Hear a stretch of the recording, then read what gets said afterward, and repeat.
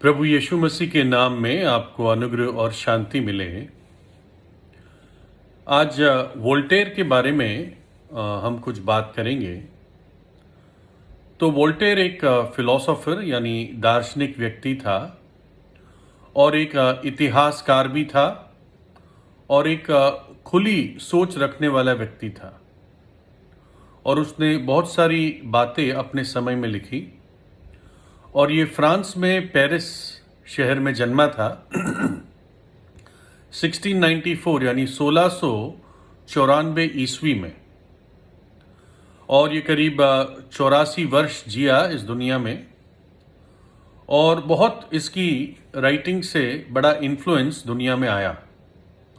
इसी ने freedom of speech यानी खुलकर बोलने का अधिकार, फ्रीडम ऑफ रिलीजन जो धर्म चाहो वो मानने का अधिकार और देश को धर्म से अलग रखना चाहिए, ये सारी बातों पर उसने काफ़ी चीज़ें लिखी और आज हम देखते हैं बहुत सारे देशों में बातें मानी भी जाती हैं और उसको एक तौर से एनलाइटमेंट का लेखक कहा जाता था, यानी जो बातें कभी सोची नहीं थी उन बातों के बारे में इसने लिखकर लोगों के मनों में एक उत्तेजना या रोशनी लाई।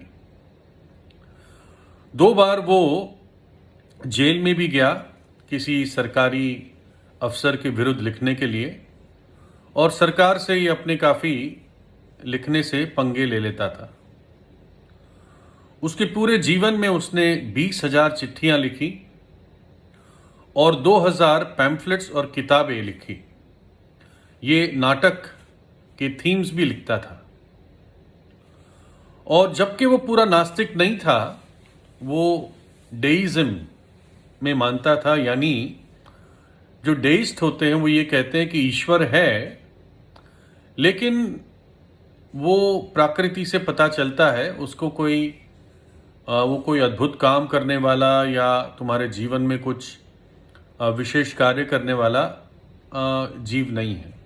ईश्वर है लेकिन वो अपनी जगह है और विशेषकर वो मसीह विश्वास का बड़ा विरोधी था।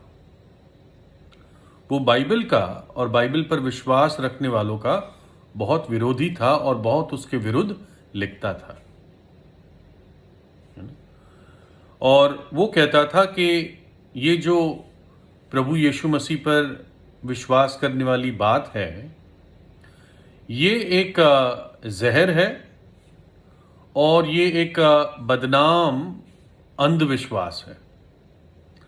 मतलब जितना भी वो पब्लिक में बुरे शब्द लिख सकता था वो लिखता था, क्योंकि पब्लिक में ज़्यादातर लोग गालियाँ लिखने से कतराते हैं, चाहे मन में देते हो, लेकिन जो भी अलाउड शब्द होते थे वो सब कुछ प्रभु यीशु के विश्वास और बाइबल के विरुद्ध लिखता था। 1764 में, यानी जब वो काफ़ी बुजुर्ग था, उसने ये लिखा कि बाइबल मूर्खों ने लिखी है और बेवकूफ़ लोग इसको पढ़ने को कहते हैं, दुष्ट इन्हें सिखाते हैं और छोटे बच्चे इसको रट लेते हैं। और उसने कहा अपनी फिलोसॉफिकल डिक्शनरी में कि जो मसीह विश्वास है उसकी हम सांझ में चल रहे हैं, यानी इसकी रात आने वाली है, ये ख़त्म हो जाएगा। उसने एक पैम्फलेट लिखा था जिसको सर्मन ऑफ द 50 कहते थे 1762 ईस्वी में।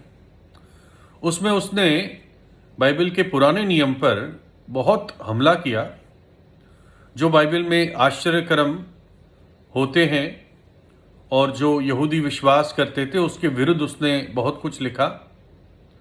वो कहता था बाइबल में गलतियां हैं, वो प्रभु यीशु के विरुद्ध कि वो कुंवारी से कैसे जन्म सकता है और कैसे क्रूस पर मर सकता है, इन बातों को उसने बहुत अटैक किया। देखिए, वो कहता था कि बाइबल में गलतियां हैं लेकिन सबूत कभी नहीं दे पाया। वास्तव में सबूत कोई दे नहीं पाया, है ना, क्योंकि वो परमेश्वर का वचन है। और बाइबल का जो एक मुख्य बुनियादी विश्वास इस बात पे है कि प्रभु यीशु मसीह एक कुंवारी के जरिए जन्मा, इसलिए वो पाप रहित था। मैं और आप क्यों पाप रहित नहीं है? क्योंकि जन्म से हमारे अंदर पाप का स्वभाव है, पैदाइशी। हमें झूठ बोलना कोई सिखाता नहीं है, हमें पाप करना कोई सिखाता नहीं, हम अपने आप सीखते हैं। ये एक स्वभाव है हमारे अंदर, है ना। लेकिन बाद में धीरे धीरे हम उस पाप में पक्के हो जाते हैं। लेकिन प्रभु यीशु पाप रहित था जन्म से, इसलिए वो अपना बलिदान दे सका। वो बलिदान ग्रहण योग्य था परमेश्वर पिता के लिए। ये एक बुनियादी विश्वास है। दूसरा कि क्रूस पर उसने पापियों के लिए अपने प्राण दिए। इस जगत के पापियों के लिए, मेरे और आपके लिए, पूरे जगत के लिए प्रभु यीशु मसीह ने क्रूस पर अपना बलिदान दिया। हमारे पापों को, उसकी सजा को, उसके बोझ को, उसके श्राप को, पापों के श्राप को अपने ऊपर उठा लिया। उसके सिर पर जो कांटों का ताज है दिखाता है उसने जगत के श्राप को अपने सिर पर उठाया और अपना पवित्र लहू बहा दिया, ताकि जो विश्वास करता है वो उद्धार पाता है, अनंत जीवन पाता है। और इतना ही नहीं, वो तीसरे दिन जी उठा। तो ये कुछ फंडामेंटल बुनियादी बातें हैं बाइबल की, जिसपे प्रभु यीशु के विश्वासी अपने जीवन को आधारित करते हैं, बेस्ड है उस पर। और वोल्टेयर इन बातों का बहुत विरोधी था। जो 4 पुस्तकें नए नियम में प्रभु यीशु के जीवन के बारे में लिखी है, उनके बारे में कहता था, अरे मूर्खता से भरी हुई है, दरिद्रता से भरी हुई है, बचकने की बातें हैं, बेकार बातें हैं, पढ़ने लायक नहीं है, और इसमें गलतियां हैं, मूर्खता है और भयानकता है।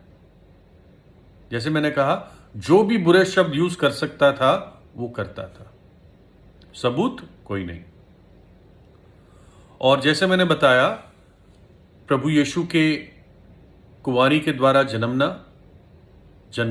जन्म लेना और उसके पवित्र लहू के द्वारा हमारे पापों के लिए प्रायश्चित, परमेश्वर की त्रिएकता, इन बातों को टोटली मूर्खता और बिना सेंस का बताता था। और आखिर में उसने ये कहा कि बाइबल की बातें जो लिखी है, जिन्होंने आविष्कार किया, ये तो मूर्खों का काम है ही, जिन्होंने आविष्कार करके ये बातें लिखी। लेकिन जिन्होंने विश्वास किया, ये सबसे बड़ी मूर्खता की हद है। यानी वोल्टेयर ने किसी को नहीं छोड़ा। कितनी घृणा थी उसको। लोग सोचते हैं कि पश्चिमी देश का धर्म है ये, कि यीशु मसीह पश्चिमी देश की उपज है। आप देख लो, ये पश्चिमी देश का था, फ्रांस का था, लिबरल देश का था। आज भी बहुत लिबरल माना जाता है फ्रांस, है ना। लेकिन कितनी घृणा थी। जितना अटैक, ऑर्गेनाइज्ड अटैक पश्चिमी देश के लोगों ने बाइबल पे किया है, उतना किसी ने नहीं किया। हमारे देश में भी अटैक होता है, लोग बाइबल जला देते हैं, मारपीट करते हैं। लेकिन जो ऑर्गेनाइज्ड, सोच विचार कर पढ़े लिखों का अटैक्स, ये पश्चिमी देश से हुआ। लेकिन बाइबल आज वही है, आज भी जीवनों को बदलती है। और आपको सबसे मजे की बात बताऊं, वोल्टेयर की एक बहुत जानी मानी एक वाक्य है, जाना माना वाक्य है, उसके समय जब वो जिंदा था, कि एक और शताब्दी बीत जाए और दुनिया में एक भी बाइबल नहीं होगी। Another century and there will be not a Bible upon the earth, है ना। वोल्टेयर मर गया, है ना, 200 साल बीत चुके हैं, है ना। एक बाइबल की बात करते हैं, फोन पे आज लाखों फोन्स पे बाइबल है। आपके एक माउस क्लिक पे या 5-6 की स्ट्रोक्स पर आपके कंप्यूटर पे बाइबल आ जाती है। और आपको मालूम है, जब वो मर गया वोल्टेयर, तो उसका जो प्रिंटिंग प्रेस था जिसमें उसने अपनी 2000 पैम्फलेट्स और किताबें छापी, उसका प्रिंटिंग प्रेस और उसका मकान, ये जिनेवा स्विट्जरलैंड की बाइबल संस्था ने खरीद लिया और उसके मकान को बाइबल का डेपो, स्टोर हाउस बना लिया। वहां बाइबल स्टोर की जाती थी, छप के वहीं रखी जाती थी। वो कहता था एक भी बाइबल नहीं होगी दुनिया में।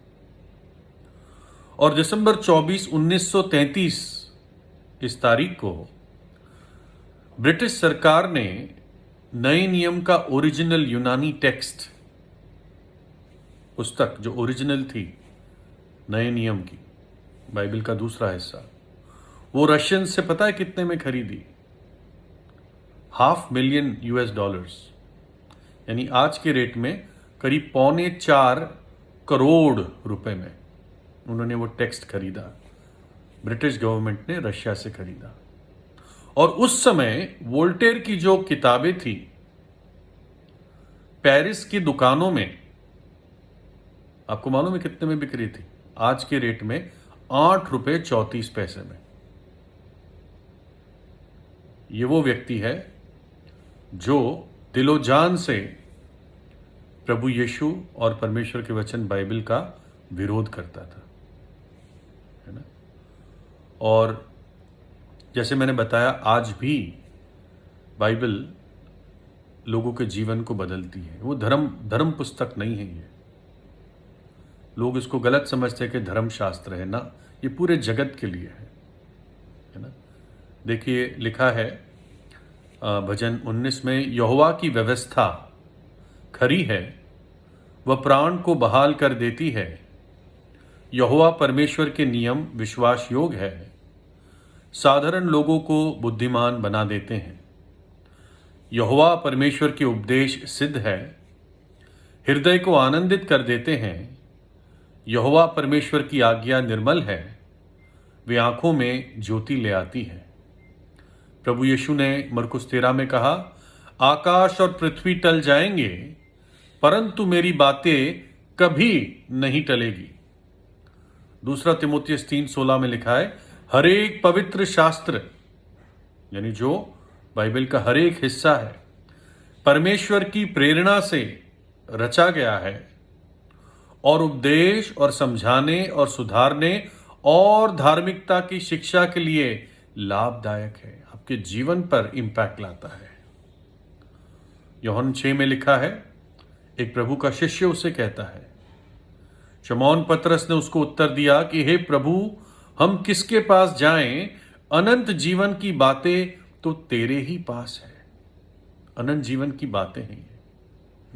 तो इसलिए परमेश्वर के जीवित और इस लिखित वचन पर विश्वास करें और प्रभु यीशु को जानें, जिसने आपसे प्रेम किया, आपके लिए अपने प्राण दिए, मृतकों में से तीसरे दिन जी उठा और आपके जीवन को बदलता है, पापों की क्षमा का आनंद देता है। उससे प्रार्थना कीजिए। परमेश्वर आपको आशीष दे।